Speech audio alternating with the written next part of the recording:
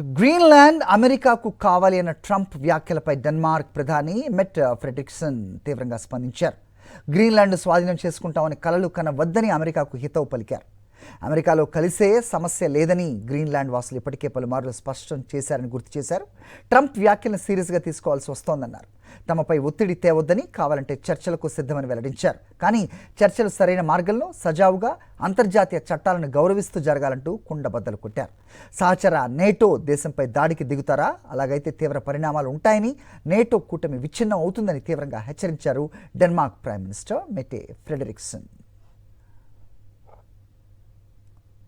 అటు డెన్మార్క్ ప్రధాని వ్యాఖ్యలపై అమెరికా వెంటనే స్పందించింది. అసలు గ్రీన్లాండ్ డెన్మార్క్దే అనేందుకు ఆధారాలు ఏమున్నాయంటూ ట్రంప్ సలహాదారు స్టీఫెన్ మిల్లర్ కీలక ప్రశ్నలు లేవనెత్తారు. గ్రీన్లాండ్ను అమెరికా స్వాధీనం చేసుకుంటే నేటో కూటమితో పాటుగా మొత్తం ఆర్కిటిక్ ప్రయోజనాలన్నింటినీ కాపాడేందుకు వీలవుతుందని చెప్పుకొచ్చారు.